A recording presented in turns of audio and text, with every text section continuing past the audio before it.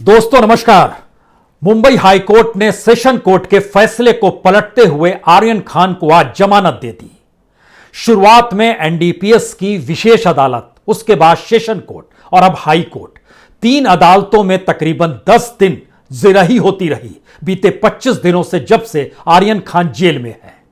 इन 25 दिनों में मन्नत के भीतर क्या हो रहा होगा यह दूर की गोटी है, लेकिन आज मन्नत में राहत जरूर होगी। इन 25 दिनों में शाहरुख खान एक बार भी कुछ कहने के लिए घर से बाहर नहीं निकले। बेटे से मुलाकात करने जेल पहुंचे तो चेहरा मास्क से ढका हुआ था, आंखों पर चश्मा था। दिल के भीतर जो भी हो, लेकिन वह चेहरे को कोई पढ़ ना सके, इसकी व्यवस्था करके वो निकले थे। और इन 25 दिनों के भीतर 3-3 अदालतों के साथ 3-3 वकील जिस तरीके से आर्यन खान के लिए जिरह करते हुए नजर आए, इन 25 दिनों में जिस तरीके से एनसीबी के अधिकारियों ने जो आरोप लगाए, अदालत के सामने जो सबूत रखे, और उसके बाद खुद एनसीबी के अधिकारी ही आज कटघरे में खड़े हुए दिखाई दे रहे हैं। और चश्मदीद के तौर पर जिन्हें एनसीबी ने रखा वह अपराध जगत से जुड़े हुए हैं। इन सारे सवालों ने शायद इस आर्यन केस को लेकर या क्रूज केस को लेकर शायद एक समाज के भीतर भी बेचैनी पैदा जरूर की होगी। यह एक ऐसी स्थिति है जिसमें कल रिहा हो जाएंगे आर्यन खान, क्योंकि कल ही हाईकोर्ट से पूरा ऑर्डर निकल कर आएगा और उसके बाद रिहाई की पूरी प्रक्रिया शुरू होगी। लेकिन ध्यान दीजिए, आज जमानत मिली और आज ही समीर वानखेड़े, जो एनसीबी के जोनल डायरेक्टर हैं उस इलाके में, उनके खिलाफ जांच एनसीबी ने शुरू कर दी। आज 4 घंटे की पूछताछ उनसे हुई है। हालांकि उन्हें जांच प्रक्रिया से हटाया नहीं गया, लेकिन संकेत साफ है कि इस दौर में एनसीबी की पूरी कार्रवाई को जितना बड़ा दाग लगा है, शायद भारत की जांच एजेंसियों में जो अलग अलग तरीके से, चाहे वो सीबीआई हो, चाहे वो ईडी हो, चाहे वो आईटी हो, या जो भी एजेंसी हो, क्या उसी कतार में एनसीबी भी जाकर खड़ी हो गई, या फिर अफसरों ने वहां के जो अपनी जांच प्रक्रिया थी उसमें दागदार कर दिया? यह सवाल इसलिए है क्योंकि सुनवाई के वक्त मुकुल रोहतगी ने जो तर्क दिया, और मुकुल रोहतगी के बारे में एक चीज और समझनी चाहिए। मुकुल रोहतगी सत्ता के करीब के शख्स रहे हैं, वो अटॉर्नी जनरल इस देश के रहे हैं। और जब कोई अटॉर्नी जनरल होता है तो राजनीतिक सत्ता जिसकी होती है उसके तमाम लूपहोल्स को जानता है, और उसके ऊपर कैसे तर्क करना है उसे सत्ता द्वारा निर्देशित भी किया जाता है। हालांकि अब वो अटॉर्नी जनरल नहीं है, लेकिन सवाल है कि सुप्रीम कोर्ट से निकलकर वह शख्स मुंबई हाई कोर्ट में अगर जिरह करने पहुंचे और उसके बाद भी जमानत ना मिलती, शायद ऐसी परिस्थिति आती नहीं और आई भी नहीं। ध्यान दीजिए, तो शुरुआत में मानशिंदे, उसके बाद देसाई और फिर रोहतगी, 3 अलग अलग अदालतें, 25 दिन का वक्त। इस दौर में हमें लगता है हाईकोर्ट के भीतर जिन तर्कों को दिया गया, और उससे पहले सेशन कोर्ट और एनडीपीएस की स्पेशल कोर्ट में जिन बातों को एनसीबी ने रखा, एनसीबी जिन फैक्ट्स को रखती है, एनडीपीसी की विशेष अदालत उसे मानेगी। और सेशन कोर्ट के भीतर भी जो आरोप एनसीबी के जरिए लगाए गए, उन्हीं फैक्ट्स को देखा जाता है। लेकिन हाईकोर्ट में मामला थोड़ा क्रिटिकल होता है, और एक लिहाज से कहें तो हाईकोर्ट क्रिटिकल होकर एनालिसिस कॉन्स्टिट्यूशन और उस परिस्थितियों के अनुकूल करता है जिसके जरिए लीगल सिस्टम वर्क करे। यानी एनसीबी के सामने जो सबूत मौजूद थे, वह सबूत हाईकोर्ट में आकर कमजोर कैसे हो गए।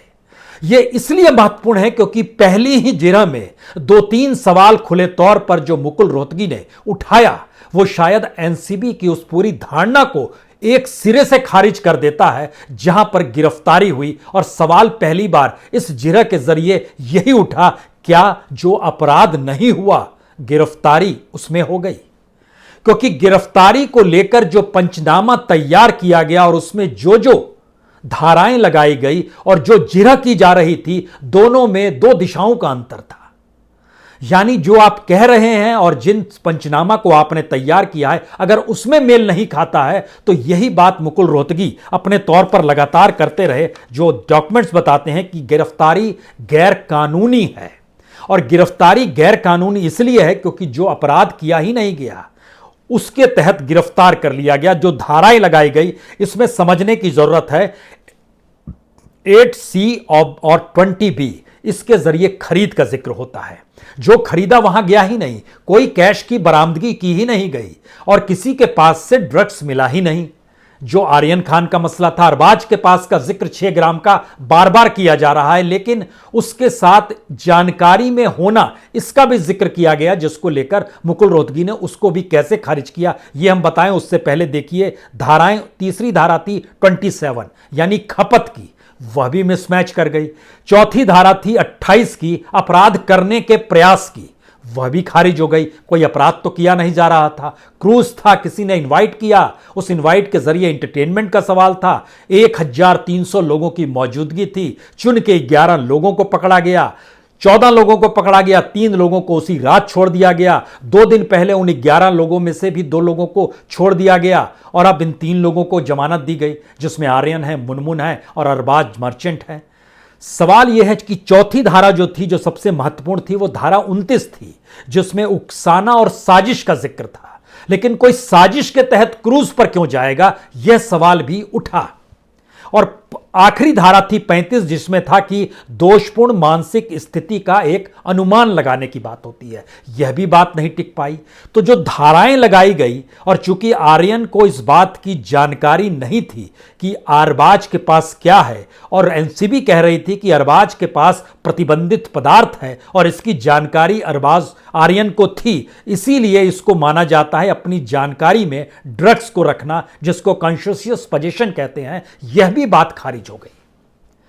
क्योंकि जब साजिश और ड्रग पेडलर्स के साथ पूरी परिस्थितियों का जिक्र इस पंचनामे के तहत किया गया, तो उसमें झटके में हाईकोर्ट के सामने 2 सवाल और निकल कर आए। जिसे चश्मदीद बनाया गया वह केपी गोसावी। उस गोसावी ने 2007 से 2014 के बीच में 4 मामले ऐसे किए जो कि अपराध के थे और धोखाधड़ी के मामले थे, और ना सिर्फ भारत में बल्कि बाहर भी थे। तो जो व्यक्ति पुलिस फाइल में वांटेड है, वह चश्मदीद और गवाही के तौर पर कैसे एनसीबी उसको अपने साथ रख सकती है, यह किसी को समझ नहीं आया। हाईकोर्ट के भीतर भी यह सवाल था। दूसरा था कि उनके साथ जो प्रभाकर सैल थे, उन्होंने जब जो आरोप लगाए, क्या एनसीबी उन आरोपों को सही मान रही है? क्योंकि एनसीबी ने अपनी बात में इस बात का जिक्र भी किया था कि पूजा डडलानी जो है, जो कि मैनेजर है शाहरुख खान की, वह इस मामले को प्रभावित कर रही हैं और आने वाले वक्त में प्रभावित कर भी सकती है। सवाल है, पूजा डडलानी का नाम कहां से आया? नाम का जिक्र पहली बार प्रभाकर सैल ने यह कहकर किया कि एक गाड़ी के भीतर में जो लोग डिसूजा बैठे थे और जिसमें गोसावी थे और जिसमें पूजा डडलानी थी, और उसमें पैसों के लेन देन का जो जिक्र था, उस बात का जिक्र करते हुए ही उसी संदर्भ में प्रभाकर सैल ने कहा था कि 25 करोड़ से मामला शुरू होकर 18 करोड़ पे आया। 18 करोड़ में से 8 करोड़ समीर वानखेड़े को देने का जिक्र था। 38 लाख के 2 बैग दिए गए। मर्चेंट की मौजूदगी ये डिसूजा की मौजूदगी ये बतलाती है कि वो मनी लॉन्ड्रिंग से जुड़े हुए हैं, तो कैसे पैसा मिलेगा और धीरे से वह ब्लैक से व्हाइट में तब्दील करने की परिस्थितियों में आ जाएगा। और एनसीबी ने जैसे ही पूजा डडलानी का नाम का जिक्र किया, एक सवाल तुरंत ये उठा, क्या प्रभाकर सैल ने पूजा का नाम जिक्र किया है इसलिए एनसीबी भी जिक्र कर रही है? तो क्या अगर इसलिए कर रही है तो इसका मतलब है प्रभाकर सैल जिन बातों का जिक्र कर रहा है वो सही है? यानी जब आप किसी का अपहरण कर लेते हैं और फिरौती मांगते हैं, तो वो फिरौती देने के लिए बच बचाकर अगर आप तक पहुंचता है तो वह केस को प्रभावित कर रहा है, ये आप कहें और वो कहेगा हमारे पास तो कोई ऑप्शन नहीं है। ये 2 परिस्थितियां एक साथ नहीं हो सकती है, या तो दोनों सही होगी या दोनों गलत होगी। अगर दोनों गलत है तो फिर जिक्र क्यों किया गया पूजा डडलानी का, जो एनसीबी की तरफ से हाईकोर्ट में सौंपी गई कॉपी कि हमारा ये पक्ष है? ये भी एक बड़ा सवाल था। तीसरी बड़ी महत्वपूर्ण बात है कि इस दौर में हुआ क्या है। वानखेड़े से एनसीबी ने आज 4 घंटे की पूछताछ की, लेकिन जो दाग धब्बा एनसीबी पर इन 25 दिनों में लगा और जिस तरीके की पूरी जांच प्रक्रिया होती चली गई, क्योंकि एक के बाद एक जो लगातार केसेस के रेफरेंस रखे गए हाईकोर्ट के भीतर भी, उसमें हर जगह इलाहाबाद हाईकोर्ट ने किसी को रखे हुए थे, बड़ी तादाद में ड्रग्स रखे हुए थे, उसको रिहाई दे दी। सुप्रीम कोर्ट ने कर्नाटक में एक रिहाई दे दी जो कि ज़्यादा बड़ी तादाद में इस तरीके से पार्टियों को ऑर्गेनाइज करने के दौरान ड्रग्स की सप्लाई करने का आरोप लगा था, उसको भी दे दी। और यहां पर मसला था कि 6 ग्राम का, उस 6 ग्राम में भी जिक्र 2.4 ग्राम का, उसमें भी जिक्र था कि अरबाज मर्चेंट के पास था, बाकियों के पास नहीं था। और 1300 लोगों की मौजूदगी क्रूज में, उसमें से गिरफ्तारी आपने सिर्फ उन्हीं चेहरों को क्यों की जिन चेहरों के साथ पहचान जुड़ी हुई है। ये सारे सवाल कहीं ना कहीं जमानत से आगे की परिस्थितियों में एनसीबी को खड़ा करते हैं, क्योंकि इन सिलसिले को अगर हम समझना शुरू करें जो इस जमानत के साथ जुड़ा हुआ है, उसमें बहुत साफ तौर पर एनसीबी जिन बातों को कह रही थी उसमें 2 मुद्दे बड़े साफ थे कि ड्रग्स को लेकर यह गिरफ्तारी नहीं हुई है, यह गिरफ्तारी साजिश को लेकर हुई है। तो सवाल है कि साजिश को लेकर हुई है और ड्रग्स को लेकर नहीं है, कंजम्पशन को लेकर नहीं हुई है, ड्रग पेडलर्स के साथ आपके संपर्क और संबंध है इसको लेकर हुई है। तो इसके लिए क्रूज पर जाने की क्या जरूरत है? अगर वहां पर पेडलर की मौजूदगी है तो जाहिर है वहां पर कैश भी होना चाहिए। आवा कैसे किस तरीके से खरीद फरोख्त होगी? ये सारे सवाल क्या एनडीपीएस की स्पेशल कोर्ट नहीं सुनती है? नहीं सुनती है। वहां पर एनसीबी द्वारा दिए गए तर्कों को ही रखा जाता है। सवाल है ये सारे तर्क क्या सेशन कोर्ट नहीं जानती समझती है? यकीनन सेशन कोर्ट के लगभग 69% केसेस हाई कोर्ट में पलट जाते हैं। तो क्या इस देश में अदालत दर अदालत में जाने की प्रक्रिया ही इस देश का एक अनूठा रूल ऑफ लॉ है और वही इस देश में काम करता है, जिसमें एक अदालत कुछ कहेगी, दूसरी अदालत कुछ कहेगी, तीसरी अदालत कुछ कहेगी? क्या एक ऐसी पूरी प्रक्रिया है? या जहां पर कॉन्स्टिट्यूशन द्वारा मिले गए अधिकारों का जिक्र होता है जो हाई कोर्ट और सुप्रीम कोर्ट है, उसी के अक्स तले ही जब कोई एजेंसी अपनी जांच प्रक्रिया करती है और जिसे पकड़ती है तो उसका एनालिसिस कॉन्स्टिट्यूशन से मिले राइट्स के जरिए ही हो सकता है क्या? क्योंकि यहां पर मुकुल रोहतगी ने कॉन्स्टिट्यूशन से मिले उन अधिकारों का भी जिक्र किया जिन अधिकारों के जरिए आर्यंस के पास क्या क्या राइट्स थे। इसमें जो जिक्र किया गया उसमें 2-3 बात और बड़ी महत्वपूर्ण है। यह महत्वपूर्ण इसलिए है क्योंकि भारत के भीतर में जितनी भी एजेंसीज जो सेंट्रल एजेंसीज हैं उन पर लगातार दाग लग रहे हैं। हमने देखा है सीबीआई के पास 9000 से ज्यादा केस पॉलिटिकली मोटिवेटेड बीते 6 साल के भीतर में आए हैं जो राजनीतिक तौर पर प्रभावित होकर आए, लेकिन वो समाधान नहीं दे पाए। उसमें सिर्फ गिरफ्तारियां हुई, उसमें सिर्फ चार्जशीट दाखिल कुछ में किए भी गए, लेकिन सजा आज तक नहीं हो पाई। 9000 से ज्यादा केस अलग अलग अदालतों में ही पेंडिंग इसलिए हैं क्योंकि शायद कोर्ट के निर्देश का वो इंतजार करते होंगे। ईडी के पास 122 पॉलिटिशियंस के केस हैं, वो मामले भी अटके पड़े हैं। क्यों अटके पड़े हैं कोई नहीं जानता है। इस रेंज में लगभग आईटी के 4500 जो सेलिब्रिटीज हैं देश के अलग अलग क्षेत्रों में, उनके पास नोटिस गए हैं लेकिन मामले अटके पड़े हैं। क्या इसी कतार में एक झटके में एनसीबी भी आकर खड़ी हो गई?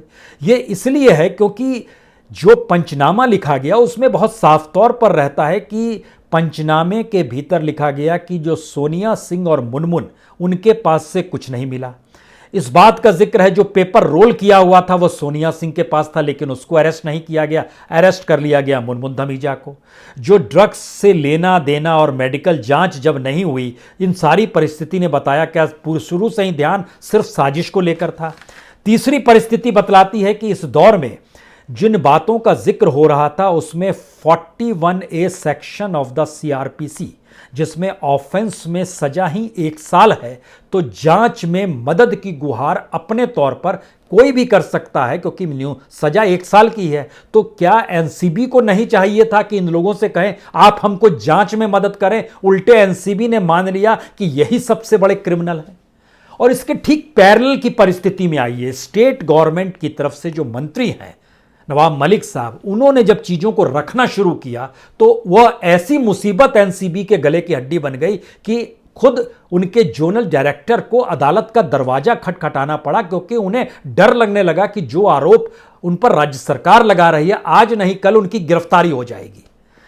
तो समीर वानखेड़े एनसीबी के जोनल डायरेक्टर हैं और वो मुंबई पुलिस कमिश्नर से गुहार लगा रहे हैं कि आप इस तरीके से ना तो गिरफ्तार करेंगे और ना ही हमारे खिलाफ कोई कानूनी कार्रवाई को आगे बढ़ाएंगे। लेकिन जब मामला और आगे बढ़ा और जब अदालत तक में यह मामला पहुंचा तो आज एक फैसला यह भी आया कि जब आप समीर वानखेड़े को गिरफ्तार करेंगे तो 3 दिन का नोटिस देंगे। यानी गिरफ्तार नहीं करेंगे यह हाईकोर्ट ने नहीं कहा जिस फैसले को सुनाया गया, लेकिन यह कहा उन्हें नोटिस दे देंगे, झटके में आप उनको पकड़कर बंद नहीं कर देंगे। यह मैसेज क्या है? यानी जो जांच एजेंसी, वह भी सेंट्रल जांच एजेंसी है, उसके जो सीनियर मोस्ट अधिकारी मुंबई में बैठे हुए हैं वह भी कटघरे में है, और उनके द्वारा नियुक्त किए गए केपी गोसावी जो हैं उसको पुणे पुलिस ने गिरफ्तार कर लिया, 4 केसेस में गिरफ्तार कर लिया।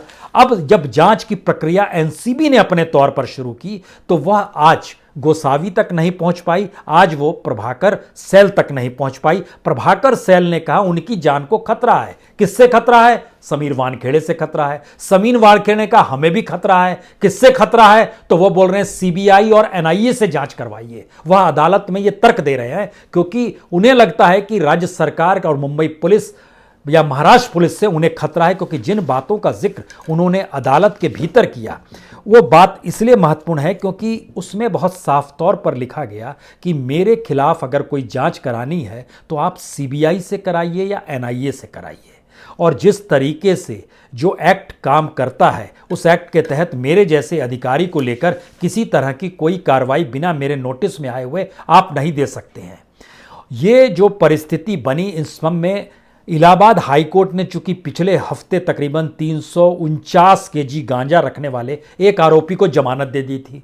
इससे पहले सुप्रीम कोर्ट ने कर्नाटक हाईकोर्ट के फैसले को पलटते हुए भी उस अभिनेत्री को जमानत दे दी थी जो कि ड्रग्स को पार्टियों में बांटती थी। सवाल था सिर्फ आरोप लगाए जा रहे हैं, कुछ भी कहीं से जब्त नहीं हो रहा है। यही सवाल यहां पर पहले दिन से एनडीपीएस कोर्ट में था। जब आपके पास कोई सबूत नहीं है और साजिश आप जिक्र कर रहे हैं, तो जब सबूत ही नहीं होगा और कोई फैक्ट ही नहीं होगा तो फिर उसे देखेगा कौन और समझेगा कौन। लेकिन एनडीपीएस की विशेष अदालत हो या सेशन कोर्ट हो, उसने आंख बंद की और साजिश की बात को मान्यता दी। हाईकोर्ट ने उसी साजिश की बात को खारिज ये कहकर किया, साजिश अगर हो रही है तो उसके लिए जेल में रखने क्या जरूरत है, आप अपनी कार्रवाई को कीजिए और ये हमेशा उपलब्ध रहेंगे 24/7। जब कहिएगा ये आपकर हाजिरी दे देंगे। और इस पर सहमति बनी कि आप हाजिरी, आर्यन के वकील ने कहा हाँ वो जब चाहेंगे पुलिस थाने में, एनसीबी के दफ्तर में, वह वहां पर पूछताछ के लिए 24/7 उपलब्ध रहेंगे। जब आप कहेंगे कहीं जाना होगा तो बता के जाएंगे साथ। लेकिन इस 25 दिनों के भीतर में जेल में क्यों रखा गया, इसका जवाब एनसीबी की तरफ से सिर्फ और सिर्फ 2 ही तर्कों में बार बार आते रहा। जेल से बाहर निकलेंगे तो प्रभावित कर देंगे इस पूरे केस को लेकर, जबकि आर्यन खान के पिता प्रभावी जरूर कर सकते हैं जो शाहरुख खान होंगे, लेकिन इन 25 दिनों तक वो खामोश रहे, वकील उनके जिरह जरूर करते रहे। और अगर किसी को प्रभावित करना है तो वह जेल के भीतर से करेगा या बाहर से करेगा। वह अभी 23 साल का लड़का है और उसके पिता प्रभावी जरूर है, तो यह भी बात नहीं कोर्ट को समझ में आई ये क्या प्रभावित कर देंगे। दूसरी बात थी कि इनको आपराधिक तत्व के तौर पर अंतर्राष्ट्रीय पेडलर के साथ जुड़ाव के तौर पर बार बार एनसीबी देखना चाह रही थी। यह बात भी हाईकोर्ट को हजम नहीं हो रही थी, अब कैसे। इसीलिए आज जिस वक्त ये पूरा का पूरा फैसला देने के लिए मुनमुन धमीजा की तरफ से अभी एक और कमेंट भी आना था, उनके वकील को करना था, उसका इंतजार भी नहीं किया हाईकोर्ट ने। हाईकोर्ट ने साफ तौर पर कहा आपका तर्क खत्म हो गया, एनसीबी की तरफ से पूछा, एनसीबी ने कहा तर्क खत्म हो गया। बोले ठीक है मैं फैसला सुना देता हूं, और उन्होंने तुरंत जमानत तीनों को दे दी। जो अरबाज मर्चेंट है, मुनमुन धमीजा है और आर्यन खान, इन तीनों को जमानत दे दी।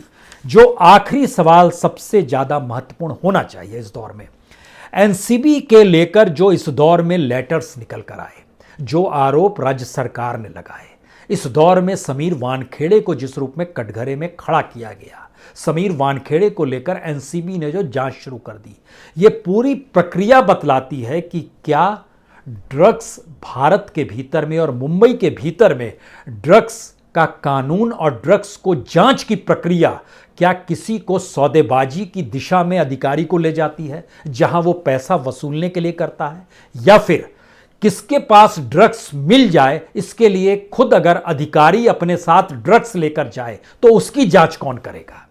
यानी एक क्रूज के भीतर में किसी के पास कोई ड्रग अगर नहीं है, लेकिन वहां पर छापा मारने वाले अधिकारियों के साथ ही वो ड्रग्स जाए और वहां से वो कहे कि हमने इसे बरामद किया है, तो कोई क्या कर पाएगा। दरअसल सॉफ्ट टारगेट यही होता है। भारत में पॉलिटिक्स सॉफ्ट टारगेट नहीं है। पॉलिटिक्स हमेशा सड़क पर आ जाती है, जैसे नवाब मलिक सड़क पर ले आके लड़ाई लड़ने लगे समीर वानखेड़े को लेकर, एनसीबी की पूरी जांच प्रक्रिया को लेकर, और वो अदालत जाने की भी चेतावनी देते रहे, लेकिन शाहरुख खान निकल कर नहीं आए। शाहरुख खान वकील दर वकील करते रहे, चाहे मान शिंदे हो, चाहे देसाई हो, चाहे मुकुल रोहतगी हो, वकील दर वकील को करते रहे। उन्होंने अपने तौर पर खामोशी बरती। दूसरी तरफ समीर वानखेड़े का पूरा परिवार ही मीडिया के सामने था। उनकी पत्नी, उनके पिता, उनकी बहन, पूरा परिवार निकल कर आ गया, क्योंकि आरोप प्रत्यारोप सीधे तौर पर राज्य सरकार के एक मंत्री लगा रहे थे। यानी आर्यन केस को लेकर राज्य सरकार के आरोप अधिकारी और एनसीबी की जांच की प्रक्रिया को लेकर थी। शाहरुख खान इधर खामोश थे। आर्यन को लेकर कोई आरोप लगाने की स्थिति में परिवार नहीं था समीर वानखेड़े का, वो राज्य सरकार पर। और इस बात का जिक्र बार बार किया गया। अदालत में एक पीआईएल भी डाली गई थी कल, जिसको कोर्ट ने खारिज कर दिया। एक बिजनेसमैन और मौलाना नाम के शख्स थे। उन्होंने कहा था कि जांच एजेंसी डेमोक्रेटिक तरीके से जांच कर रही है और नवाब मलिक जिस तरीके से एक के बाद एक डॉक्यूमेंट्स ला रहे हैं, इससे जांच प्रभावित होगी। अदालत ने कहा हम इसे नहीं मानते हैं, तो अदालत ने उसे भी खारिज कर दिया। यानी पहली बार भारत के भीतर में एक नई जांच एजेंसी उभर कर आई है, जिसका नाम है एनसीबी। इससे पहले हम लोग सीबीआई को जानते थे, उसके बाद हम लोगों ने ईडी को जाना। अब एक नई एजेंसी है एनसीबी, नारकोटिक्स कंट्रोल ब्यूरो। इसके जरिए ड्रग्स को लेकर जो कानून है और ड्रग्स को लेकर भारत के समाज के भीतर भी जो एक नैतिक दबाव होता है, उसमें कोई भी ड्रग्स का साथ नहीं देगा। ये एक फैक्ट है। ड्रग्स जिसके यहां से भी पकड़ाएगा, वो ड्रग्स को लेकर उसके पड़ोसी भी उससे दूर हट जाएगा, क्योंकि ड्रग्स लेना भारत में अभी भी नैतिक तौर पर बहुत बड़ा अपराध माना जाता है। शराब को नहीं माना जाता है। शराब को ड्रग्स की श्रेणी मत रखिए, क्योंकि शराब की रेवेन्यू से तो राज्य सरकार और केंद्र सरकार चलती है। उसकी रेवेन्यू से इतना लाभ होता है। पेट्रोल डीजल के बाद शराब ही वो है जिसके जरिए राज्य सरकारों की कमाई होती है और इस देश के भीतर में प्रशासनिक स्थितियां चलती हैं, और वही पूरी कमाई की प्रक्रिया में इस देश में एडमिनिस्ट्रेशन चलता है। शराब को मत लाइए, लेकिन ड्रग्स नैतिक दबाव इस समाज के भीतर पैदा करता है। और जब आप नहीं भी रखे हो ड्रग्स, लेकिन अगर अधिकारी जांच करने की प्रक्रिया में आपके घर में ड्रग्स रख दे, तो इसके 3 मतलब फिर निकलते हैं। पहला मतलब, हमारे यहां जांच एजेंसी करप्ट हो चुकी है, पूरा सिस्टम करप्ट है। दूसरी परिस्थिति, भारत में ड्रग्स की तादाद लगातार बढ़ रही है, यह अंतर्राष्ट्रीय तौर पर तमाम रिपोर्ट्स बतलाती है, और मुंबई उसका एक बड़ा अड्डा, इससे इनकार नहीं किया जा सकता है। तो उसकी पकड़ के बदले उस माध्यमों से कुछ ड्रग्स लेकर किसी दूसरे सॉफ्ट टारगेट को ड्रग्स के दायरे में लाकर वसूली की जाए, यह परिस्थितियां भी इसी से जागती है। यानी ड्रग लोग लेना लें, एजेंसी ही ड्रग्स ले रही है और किसी दूसरे के घर डाल दे रही है और उसको पकड़ के ला रही है। क्योंकि नवाब मलिक साहब ने जो 26 केसेस जारी किए, जिस पत्र को जारी किया, उसमें से 24 केसेस ऐसे हैं जिसमें 21 लोग फंसे हुए हैं। संयोग से वो 21 के 21 मुसलमान हैं। यह एक अलग परिस्थिति है। 3 नाइजीरियन है, लेकिन वह लगातार बतलाते हैं और उसमें 21 केसेस में किसी के घर में ड्रग्स रखा गया जो आरोप उसमें लगाए गए हैं। तो क्या क्रूज में भी ड्रग्स रखा गया? और तीसरा बड़ा स्थिति है सॉफ्ट टारगेट। सॉफ्ट टारगेट को पकड़िए जिस पर समाज में ज्यादा चिल्लमपो ना हो, समाज के भीतर ज्यादा शोर ना बचे, और एनसीबी काम कर रही है, उसका अधिकारी प्रमोट हो जाए, उसको किसी भी हालत में आगे बढ़ने की स्थिति में आ जाए, या फिर वह सत्तानुकूल हो जाए और सत्ता के साथ चलते हुए वह सत्ता के लिए लाभदायक व्यक्ति के तौर पर उसकी पहचान हो जाए। इसके अलावे किसी भी नौकरशाह को क्या चाहिए? तो क्या भारत में तमाम सेंट्रल एजेंसी जो जांच करती है वह मौजूदा वक्त में कटघरे में है? राजनीतिक सत्ता ने उन्हें चाहे कटघरे में ना खड़ा किया हो, लेकिन राजनीतिक सत्ता के हित को साधते साधते वह एक पीरियड के बाद अपना हित भी साधने लगते हैं। क्या एनसीबी का मौजूदा वक्त का क्रूज केस इसी की पहचान है? यह एक सवाल है। लेकिन आखिरी बात, आर्यन खान को जमानत मिल गई, मन्नत में राहत है, वानखेड़े परिवार परेशान है, वानखेड़े के खिलाफ जांच एनसीबी ने शुरू कर दी है। गोसावी जो कल तक सेल्फी ले रहे थे, आज वह पुणे पुलिस की गिरफ्त में आ चुके हैं। प्रभाकर सेल जो कल तक गोसावी के बॉडीगार्ड बने हुए थे और गोसावी उनको सबसे अपना करीब का मानते थे, उन्होंने ही पूरा का पूरा परिस्थिति को खोल कर रख दिया। यह पूरा कांड और कुछ नहीं, फिरौती है। बहुत बहुत शुक्रिया, बहुत बहुत शुक्रिया।